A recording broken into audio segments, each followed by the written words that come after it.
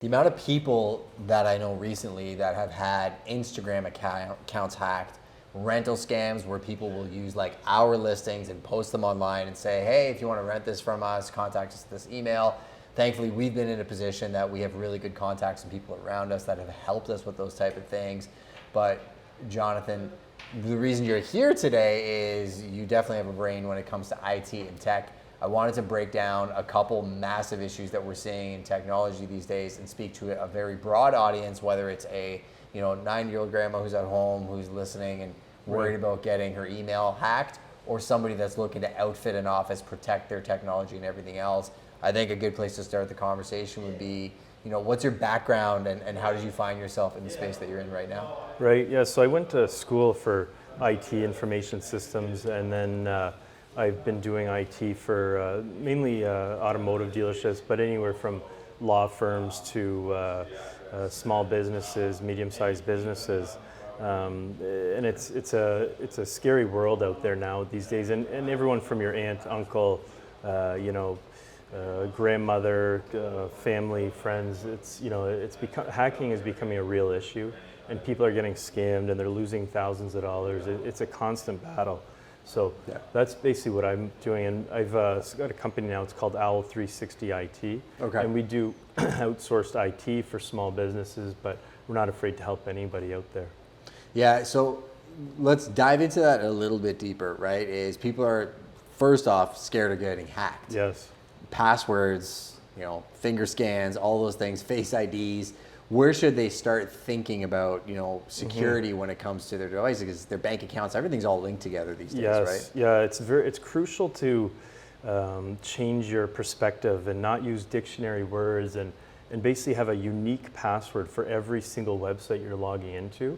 There's a funny saying we always say, passwords are like underwear. You want to change them regularly and you don't want to share them.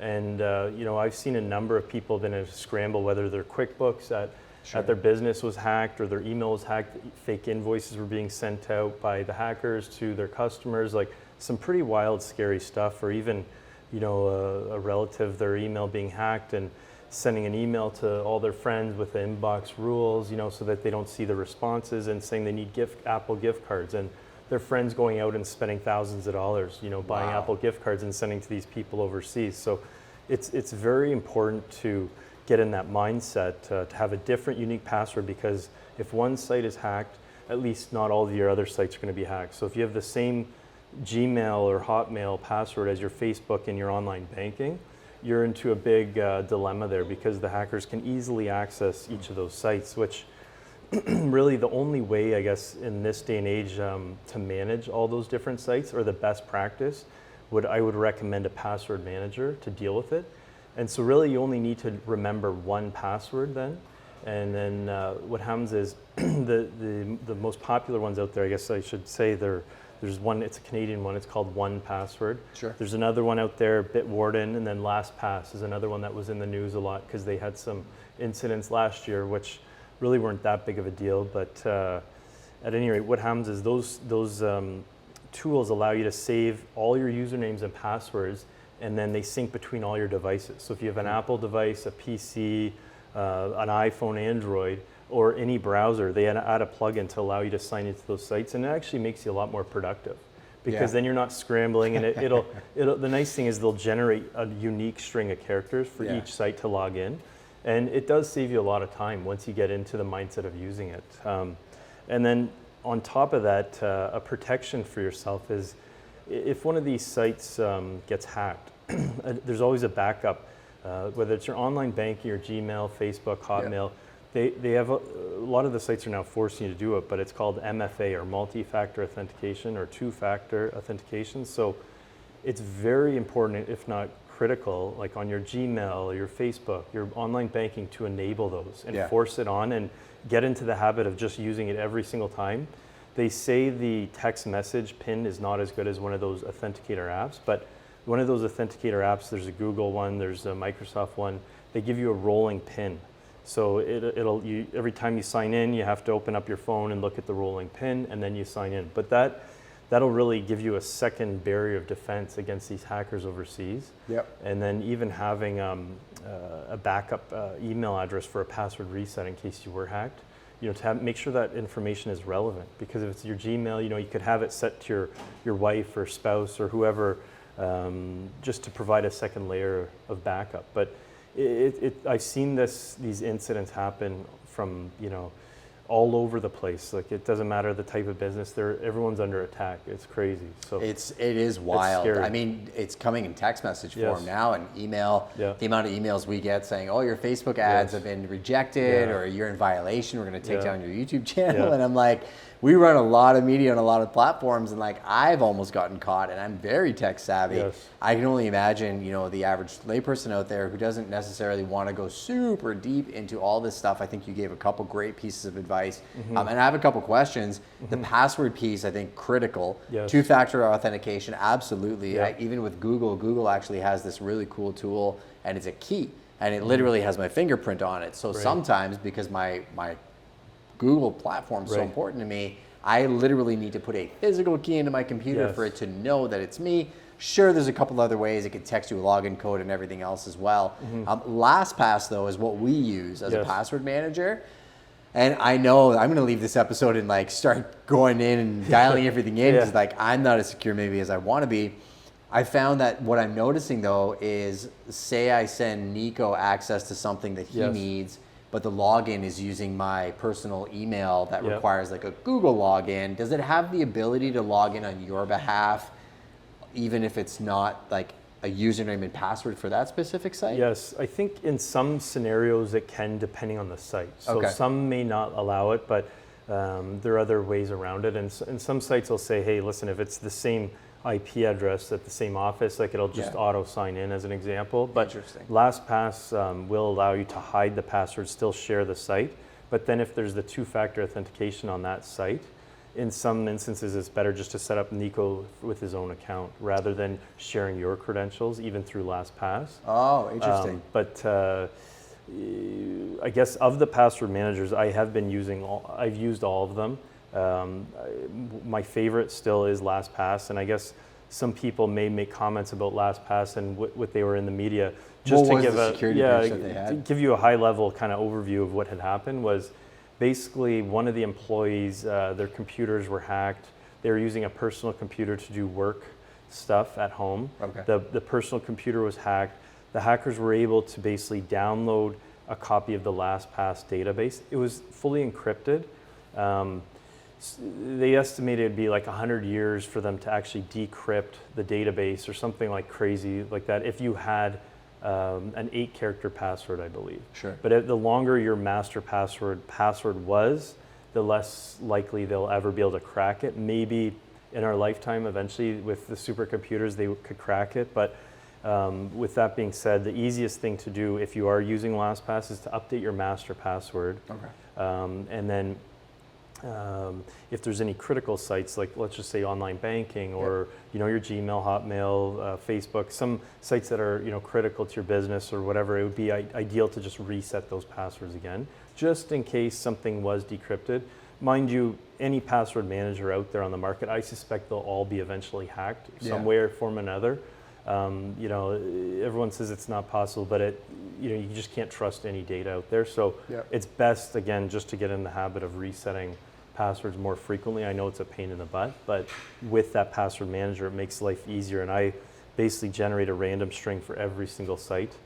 So when you say reset your passwords, logically, it's like, I think people get scared that, oh my gosh, I'm gonna have to sit down and like come up with a fresh password. It'll do it for you. It'll do it for you. Okay. And these sites, the nice thing is when you have the browser plugin on these different sites, it actually signs in and auto fills in the username and password. So that's where you get a lot of the time savings, especially if you're jumping between 20 or 30 tabs in Chrome or Firefox. It'll help you reduce that. And again, like if you're using the same password for all these sites, and then one gets hacked, like, for example, LinkedIn a few years ago was hacked. Their entire database was leaked, and I believe it included the password. So if you had the password in LinkedIn using on your Facebook, that's on the dark web, and people are going to get in. So it's a scary situation out there. Jamie over there crushes LinkedIn, and he's Nice. changing his password as There you we go. speak. I like really. it. That's Yeah, great. totally the Yeah, manager. it's a scary situation. It is, and it's funny because I was talking to another entrepreneur this morning Mm-hmm. who started small business, exited. We just did a business for him up the street, Yeah.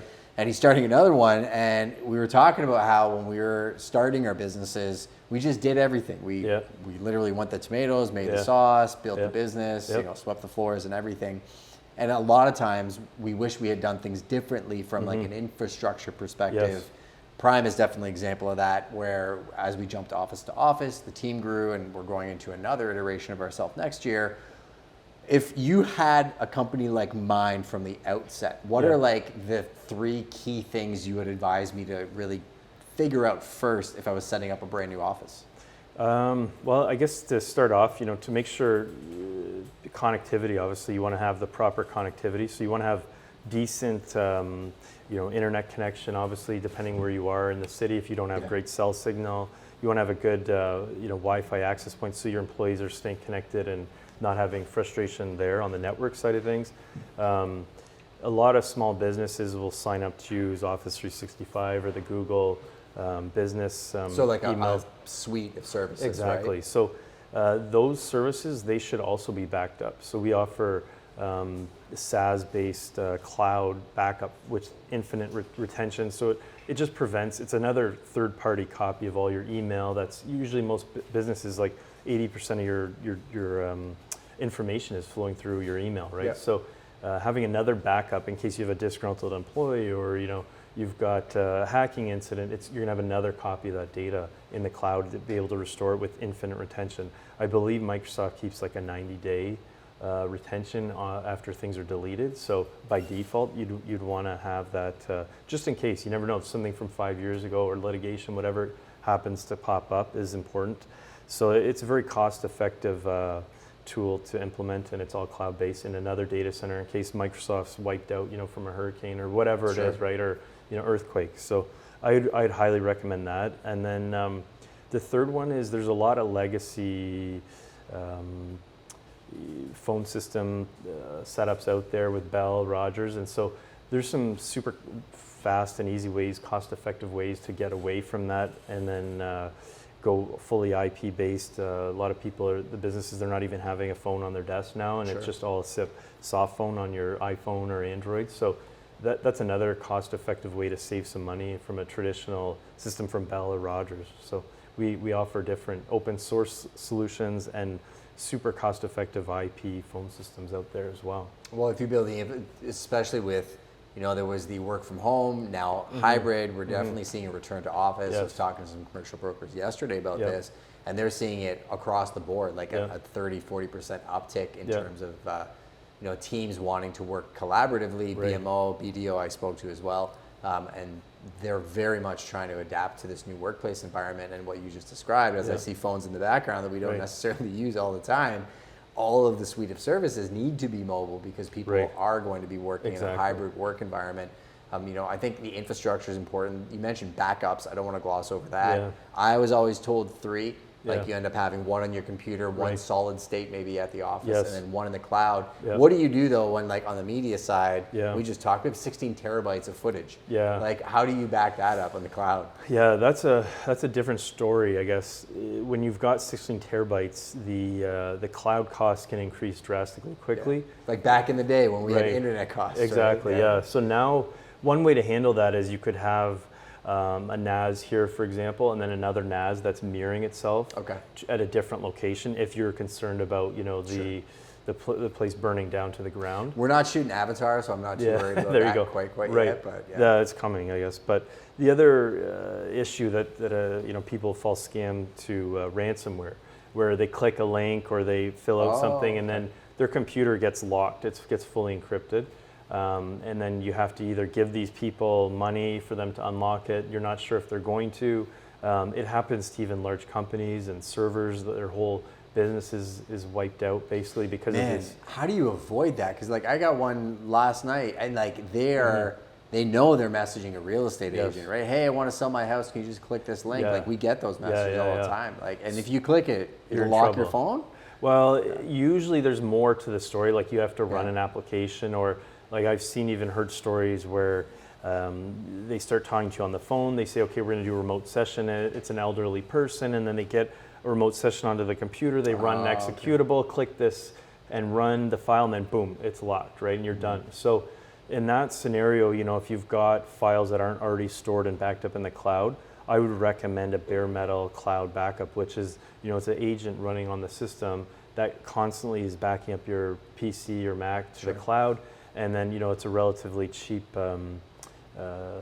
investment. And what happens is, if your PC is the drive dies or you're hacked or with ransomware, you can restore to like an hour prior to that happening, and you're up and running in hours instead of scrambling for days. And our solution even allows you to do a virtual setup of that PC to make sure the backup is good and working, and even get you online quicker if there is an incident. So if somebody jacked my computer, my instant response, like, because I back up my stuff, is I'd format it immediately. Yeah, exactly. And that would actually stop them from being, but if I had files stored on my computer, I'm euchred. Right, yeah, you want to disconnect from the internet as quick as possible. If you do get ransomware, disconnect from the internet, because they're most likely copying any private or confidential information off your PC. Looking for more doors and pathways. Exactly. Like a lot of people will put like a text file on their desktop with all their passwords or their bank information or silly things that's not encrypted. And so again, going back to the password manager to ensure that you're safe. So it's a scary thing, and it can happen so quick. And when it does, you're really dead in the water. So a cheap investment to have, spend $15 a month on a cloud backup for your PC, whether you're a single realtor or just at home, backing up to the cloud will protect you. Makes a ton of sense. Now, cell phones and iPads, separate from laptops, are they as susceptible to things like this? I haven't seen it as bad, especially the Apple products. I think Apple does a fairly good job of keeping the App Store locked down, and as long as you're not doing funny things or downloading crazy apps, if you're downloading mainstream apps, I think we're pretty well safe, and you're keeping your devices up to date with the current. But like you're talking jailbreaking your phone, which is a little bit complicated of a term, and installing. Yeah, I would stay away from that. Personally. As long as you have the latest iOS version, you're downloading just apps from the App Store, I think you're in the clear. As of right now, Apple's doing a very good job keeping it locked down.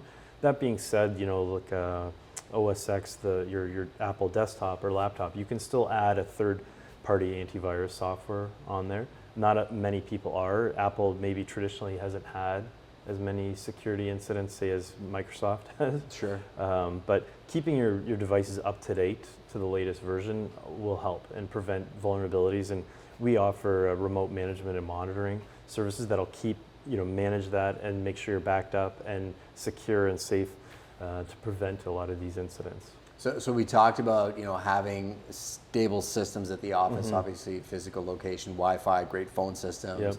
Making sure you have virus protection. Is there anything else from an operational standpoint? Like when you start growing a team, one thing we're looking at on the back end is all of our folder structure. Like, because there's so much in there, 2 of our direct reports are going through this in Q4 and completely like rebuilding the folder structure so people have the right shared access. Like, how do you implement that properly when you're growing a team? Yeah, so I guess the key thing, again, we go back to the backup, SaaS backup, third-party backup, just to ensure that someone doesn't accidentally delete something. That's the key. Or move it to the one place. At least you can go back an hour later and restore those files simply.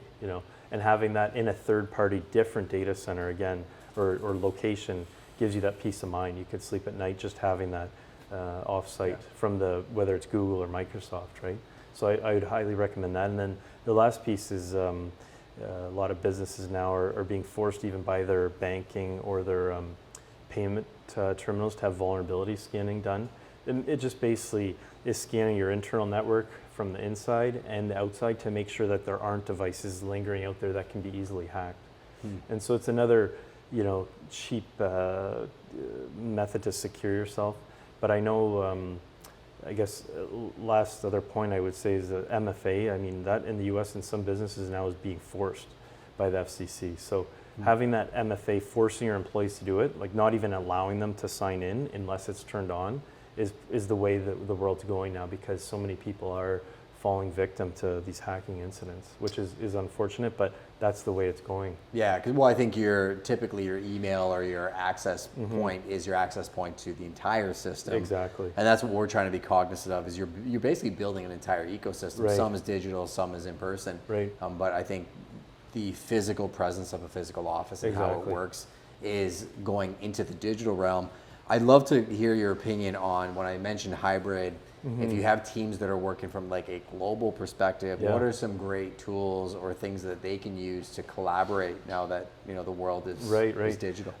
It's funny you say that. I know Zoom, whether it's Zoom or Teams, or there's different file workspace solutions out there, but all these products now are just getting better and better by the week. So it makes working remotely a lot easier.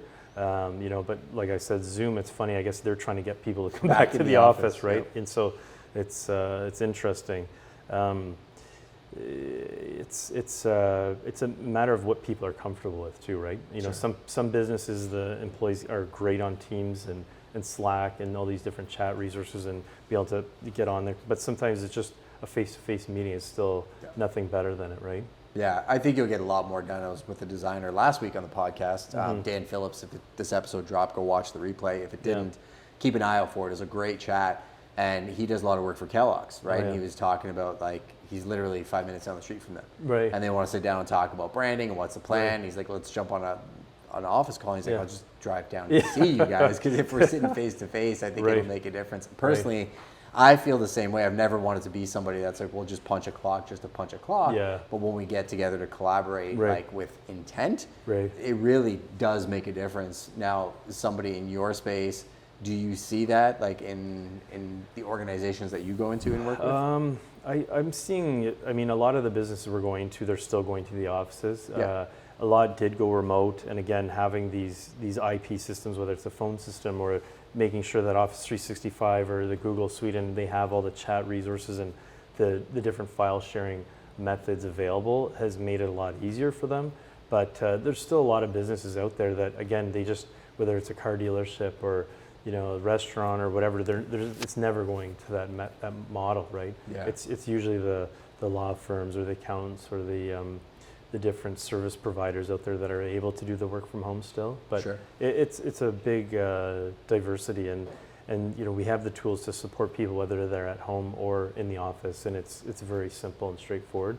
One other funny story I should tell you, or I guess situation I just remembered about the MFA, is there's a new kind of MFA, they call it MFA fatigue. Okay. So multi-factor oh my gosh, I know. Fatigue. So I know there's a scary situation where they get your password, and then all of a sudden you think it's maybe your phone, and it keeps popping up on your phone using, this would be, in this scenario, is the Microsoft Authenticator. Okay. It's relatively new within the last, say, 6 months. But they've replicated it? Well, no, what they do is they have your password, so they keep prompting for the authentication. So it pops up on your phone. Do you want to allow this person into your email, right? So after it happens, you get the pop-up 50 times that day, and on the third one it says, do you want to allow this guy from, California, meanwhile you're still in Canada, or do you want to allow this person from Africa? By accident, you just hit allow, and then it's game over, and they're into your email. It's a numbers game. It's a numbers game. You hit the wrong button, and it's popping up on your phone. So in that scenario where they made it a little bit simpler for people to sign into their device by just hitting allow or disallow, it's almost better just to force the users to type in the 6-digit code, the rolling code, because then you can't hand that over to the people with the fatigue issues. So it just keeps popping up in your phone. You're just like driving down the road, you're getting fed up, and you just hit allow just so it stops showing up, right? Yeah. So that's what it is. It's kind of a new attack, I guess. So and I saw another solution actually yesterday. I was on LastPass and I was working with Nico, and there's what's the word that they used for it? It was a passwordless option, where it actually would link to my Apple Watch or my Face ID or my Touch ID, where all of a sudden now it's biometrics that are actually allowing me to access it, which might be a better solution. It probably is, right? In the long run. Yeah. Absolutely. What are businesses that maybe don't know they need IT that probably need IT? Oh, anywhere from like a law firm to potentially restaurants to it could be just the contractor that's doing concrete finishing.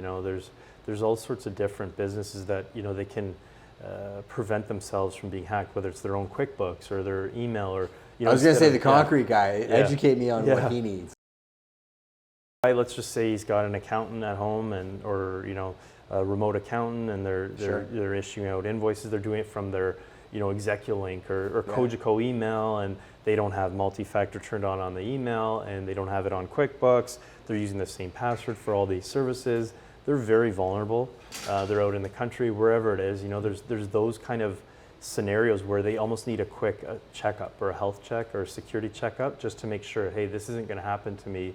Let's just make sure that they get multi-factor turned on all these products just so that they're secure. Also, their online banking.